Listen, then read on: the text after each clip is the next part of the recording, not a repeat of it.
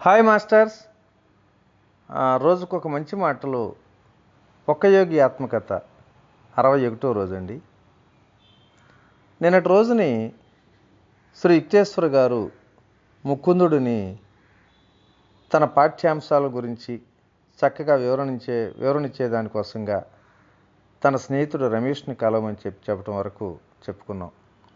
మరి ఈరోజు మరికొన్ని విశేషాలు తెలుసుకుందాం. నేను సైకిల్ తొక్కుకుంటూ పాంధీకి వెళ్ళాను. వసతి గృహం ఆవరణలో నేను కలిసిన మొట్టమొదటి వ్యక్తి తెలివిగల రమేషే. అన్ని రోజులు అతను తీరికే అన్నట్లు నేను సందేహిస్తూ కోరిన కోరికలన్నీ అతను సౌహార్దంతో అంగీకరించాడు. తప్పకుండా నీకు కావలసిన సాయం చేయటానికి నేను ఎప్పుడు సిద్ధమే అంటూ అతను ఆ తర్వాత మరికొన్ని రోజులు కూడా గంటల తరబడి నాకు రకరకాల సబ్జెక్టులు చెప్పాడు. ఇంగ్లీషు సాహిత్య పరీక్షలో చాలా ప్రశ్నలు చైల్డ్ హెరాల్డ్ ప్రయాణం చేసిన దానికి సంబంధించి ఉంటాయని నా నమ్మకం. మన వెంటనే అట్లాస్ ఒకటి సంపాదించాలి అన్నాడు నాతో. నేను వెంటనే మా శారద బాబాయ్ గారింటికి పరుగున వెళ్ళి అట్లాస్ ఒకటి అడిగి తెచ్చాను. బైరన్ సృష్టించిన కల్పిత కథానాయకుడి యాత్రలో సందర్శించిన ప్రదేశాలన్నీ యూరప్ మ్యాప్లో గుర్తుపెట్టాడు రమేష్. అతను నాకు చదువు చెబుతుంటే వినటం కోసం మా సహాధ్యాయులు కొందరు చుట్టూ మూగారు. రమేష్ నీకు తప్పుడు సలహా ఇస్తున్నాడు అంటూ వ్యాఖ్యానించారు. ఒకసారి మా చదువు పూర్తి కాగానే మామూలుగా ప్రశ్నల్లో సగం మాత్రమే పుస్తకాల నుంచి వస్తాయి, తక్కిన సగం రచయితల జీవితాలకు సంబంధించి వస్తాయి. నేను ఇంగ్లీష్ సాహిత్య పరీక్ష కూర్చున్నప్పుడు మొదటిసారిగా ప్రశ్నల మీద నా చూపు పడగానే కృతజ్ఞతతో వెలువడ్డ కన్నీళ్లు నా చెక్కిళ్ల మించి జారిపడుతూ నా పేపర్ను తడిపేశాయి. క్లాస్ మేనేటర్ నా బల దగ్గరికి వచ్చి సానుభూతిగా పలకరించాడు.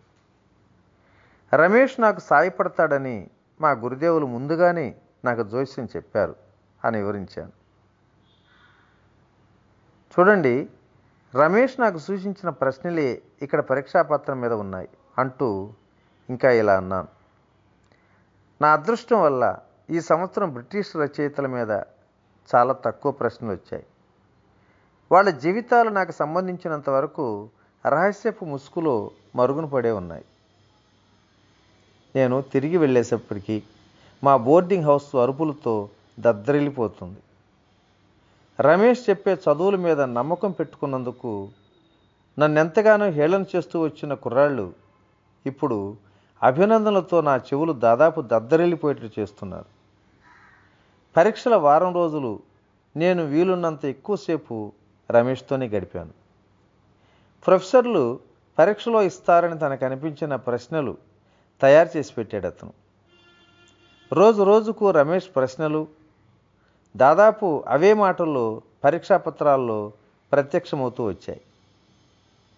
అద్భుత అలౌకిక చర్య లాంటిదేదో జరుగుతుందని, ఈ పరధ్యానపు పిచ్చి సన్యాసి పరీక్షల్లో గట్టెక్కి అవకాశం కనిపిస్తుందనే ఒక వార్త విస్తృతంగా ప్రచారం అయింది. ఇందులో యథార్థాలు కప్పిపుచ్చటానికి నేనే ప్రయత్నం చేయలే. కలకత్తా విశ్వవిద్యాలయం విద్వాంసులు తయారు చేయించిన ప్రశ్నలు మార్చడానికి అధికారం ఇక్కడ అధ్యాపకులకు లేనే లేదు. ఆంగ్ల భాషా సాహిత్య పరీక్షను గురించి ఆలోచిస్తూ ఒకనాడు ప్రొద్దున్న నేను ఘోరమైన తప్పు చేశానని గ్రహించాను. కొన్ని ప్రశ్నలు 2 భాగాలుగా ఇచ్చారు. ఏ కానీ, బి కానీ, సి కానీ, డి కానీ. నేను ఒక్కొక్క భాగంలో ఒక్కొక్క ప్రశ్న ఎన్నుకోవటానికి బదులు మొదటి భాగంలోనే 2 ప్రశ్నలకు జవాబులు రాసి అజాగ్రత్త వల్ల 2వ భాగాన్ని పట్టించుకోలేదు. ఆ పేపర్లో నేను తెచ్చుకోగల ఎక్కువ మార్కులు మహా అయితే 33, కానీ పాస్ కావటానికి రావాల్సిన మార్కులు 36, 3 మార్కులు తక్కువే. వెంటనే గురుదేవుల దగ్గర పరిగెత్తి నా బాధను వెళ్ళబోసుకున్నా. గురుదేవా, నేను క్షమించరాని తప్పు చేశాను. రమేష్ ద్వారా దేవుడి ఆశీస్సులు పొందటానికి నేను అర్హుని కాను. నేను పూర్తిగా పనికిమాలిన వాణ్ణి. ధైర్యంగా ఉండు ముకుంద అన్నారు గురుదేవులు. శ్రీ యుక్తేశ్వర గారి స్వరంలో మార్ధవం నిశ్చింతగా కనిపిస్తున్నాయి. ఆయన ఆకాశం వైపు వేలు చూపించారు. అంతరిక్షంలో సూర్యచంద్రులు తమ స్థానాలు మార్చుకోవటమైనా జరగవచ్చేమో కానీ డిగ్రీ సంపాదించడంలో నువ్వు ఏమాత్రం ఫెయిల్ కావని నేను చెప్తున్నా.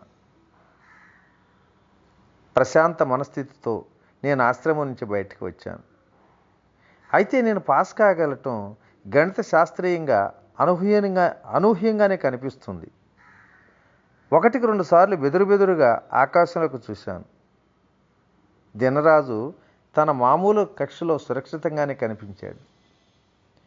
నేను పాంధీ చేరేసరికి మా స్నేహితుడు ఒకడు అన్న మాట నా చెవిని పడింది. ఇంగ్లీష్ సాహిత్యంలో పాస్ కావటానికి రావాల్సిన మార్కు మొట్టమొదటిసారిగా ఈ సంవత్సరం తగ్గించారని నాకు ఇప్పుడే తెలిసింది. వెంటనే గబగబా అబ్బాయి గదిలోకి స్పీడ్గా పరిగెత్తేసరికి అతను కంగారు పడిపోతూ చూశాడు. నేను అతను ఆత్రంగా ప్రశ్నించాను. పిచ్చి సన్యాసి అంటూ నన్ను చూసి నవ్వుతూ, చదువు సంఖ్యల మీద ఇంత హఠాత్తుగా ఆసక్తి పుట్టుకొచ్చిందేమో నాయనా, చివరి క్షణంలో ఇలా గోల పెట్టడం దేనికి? కానీ పరీక్ష పాస్ అవడానికి రావాల్సిన మార్కు ఇప్పుడే 33కు తగ్గించడం మాత్రం నిజం అన్నాడు అతను తాపీగా. ఆనందంగా 4 ఉరుకుల్లో ఒక్కసారి నా గదిలోకి వచ్చి పడ్డాను. మోకాళ్ళ మీదకు వాలి ఆ పరమేశ్వరుడి గణిత శాస్త్ర పరిపూర్ణతకు జోహార్లు అర్పించాను. రమేష్ ద్వారా నాకు దారి చూపిస్తున్నట్లు స్పష్టంగా అనుభూతమవుతున్న ఒకనొక ఆధ్యాత్మిక శక్తి ఉనికి నా సృహలో ఉండటంతో ప్రతిరోజు నేను ఆనందంతో పొలుగుతుండయ్యాను. బెంగాలీ భాష కోర్సుకు సంబంధించిన పరీక్ష విషయంలో చెప్పుకోదగ్గ సంఘటన ఒకటి జరిగింది. ఒకనాడు ప్రొద్దున ఆ కోర్సులో నాకు చదువు చెప్పినటువంటి రమేష్ పరీక్ష హాలుకు వెళ్ళటానికి బోర్డింగ్ హౌస్ నుంచి బయలుదేరుతూ ఉండగా నన్ను పిలిచాడు. రమేష్ నిన్ను పిలుస్తున్నాడు అన్నాడు ఒక క్లాస్మేట్. అయినా వెనక్కి వెళ్ళకు, పరీక్ష హాలుకు వెళ్ళటానికి ఆలస్యమైపోతుంది. అయితే అతని సలహాను పట్టించుకోకుండా బోర్డింగ్ హౌస్కు పరిగెత్తాను. మామూలుగా మన బెంగాలీ కుర్రాళ్ళు బెంగాలీ పరీక్షలో సులువుగా పాస్ అయిపోతారు అన్నాడు రమేష్. కానీ ఏడాది ప్రొఫెసర్లు పాఠ్యపుస్తకాల మీద ప్రశ్నలు అడిగి విద్యార్థుల్ని ఓచకోత కొయ్యాలని ఎత్తివేసినట్లుగా ఇప్పుడే నా మనసుకు తట్టింది. ఆ తర్వాత అతను 19వ శతాబ్దంలో ప్రసిద్ధుడైనటువంటి విద్యాసాగర్ అనే బెంగాలీ ప్రజాహితకారుడి జీవితంలోంచి 2 కథలు టూకీగా చెప్పాడు. వెంటనే నేను రమేష్కు ధన్యవాదాలు చెప్పి సైకిల్ ఎక్కేసి గబగబా పరీక్ష హాలుకి వెళ్ళాను. అక్కడ బెంగాలీ పరీక్షాపత్రంలో 2 భాగాలే ఉండటం గమనించాను. మొదటి ప్రశ్న ఏమిటంటే, విద్యాసాగరుల దాన ధర్మాలకు 2 ఉదాహరణలు రాయండి అని.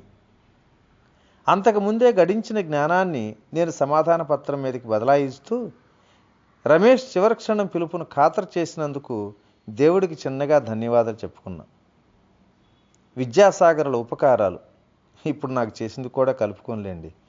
కనుక నాకు తెలిసి ఉండకపోతే నేను బెంగాలీ పరీక్షలో ఏమాత్రం పాస్ అయి ఉండేవాడిని కాదు.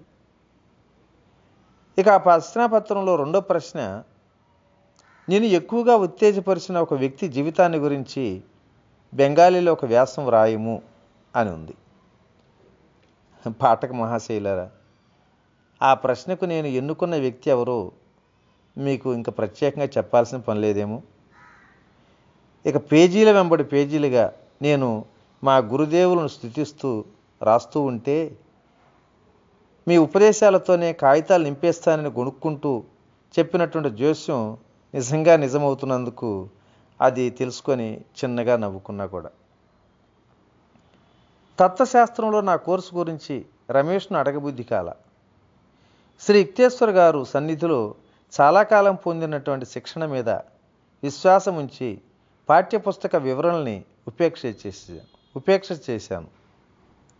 నా పేపర్లు అన్నింటికన్నా ఎక్కువ మార్కులు వచ్చింది తత్వశాస్త్రం పేపర్లోని. మిగిలిన సబ్జెక్టులన్నింటిలోనూ అత్యవసర మార్కులే వచ్చాయి. స్వార్థరహితుడైన మా స్నేహితుడు రమేష్ ప్రశంసనీయమైన ప్రథమ పాస్ అవుతాడని తెలియటం నాకు ఎంతో ఆహ్లాదకరమైన విషయం అన్నాడు. నేను పట్టభద్రుని అయినందుకు నాన్నగారు ముసిముసులు నవ్వుకున్నారు. నువ్వు పాస్ అవుతావని అనుకోలేదు ముకుందా అని ఉన్నమాటే చెప్పేశారు. మీ గురువుగారి దగ్గర ఎక్కువ కాలం గడిపేస్తుంటావు కదా. మా నాన్నగారు పైకి చేయని విమర్శను నిజానికి గురుదేవులు సరిగానే కనిపెట్టారు. నా పేరు వెనక బిఏ డిగ్రీ చూసుకునే రోజు ఎప్పటికైనా వస్తుందన్న నమ్మకం నాకు చాలా ఏళ్ల పాటు కలగల. అది భగవత్ప్రసాదంగా వచ్చిందన్న ఆలోచన లేకుండా నేను ఆ డిగ్రీని ఉపయోగించడం అరుదు. ఏదో నిగూఢమైన కారణాల వల్ల నాకు ఆ డిగ్రీ ప్రసాదించడం జరిగింది. కాలేజీలో చదువుకున్న వాళ్ళు తాము దిగమింగిన జ్ఞానంలో చాలా కొద్దిగా మాత్రమే పట్టభద్రులైన తరువాత తమకు మిగిలిందని అంటుండటం అప్పుడప్పుడు వింటుంటాం. వాళ్ళు ఆ విధంగా ఒప్పుకోవటం విద్యా విషయంలో నిస్సందేహంగా నాకున్న లోపాలకు ఒక్క రవ్వ ఊరట కూడా కలిగిస్తుంది. 1915 జూన్ నెలలో నేను కలకత్తా విశ్వవిద్యాలయం నుంచి డిగ్రీ తీసుకున్న నాడు మా గురుదేవుల పాదాల మీద వాలి ఆయన ప్రాణశక్తిలోంచి నా ప్రాణశక్తిలోకి ప్రసరించిన ఆశీస్సులన్నింటికీ కూడా ఆయనకు కృతజ్ఞత చెప్పుకున్నా. లేముకుందా అన్నారు ఆయన అనునయంగా. సూర్యచంద్రుల స్థానాలని మరో విధంగా మార్చడం కంటే నిన్ను పట్టభద్రుని చేయటమే ఎక్కువగా సౌకర్యంగా ఉంది అనిపించింది ఆ ఈశ్వరుడికి అంటూ హాస్యోక్తిగా నవ్వారు. మరి ఈరోజు ఈ మంచి మాటను ఇంతటితో విరమించుకుందాం. రేపటి రోజుని మరికొన్ని విశేషాలతో సన్యాసం తీసుకోవటం అనే దాని మీద మనం చర్చించుకుందాం. ఓకే, ఇట్లు మీ రామిరెడ్డి మానస సరోవరం. Thank you.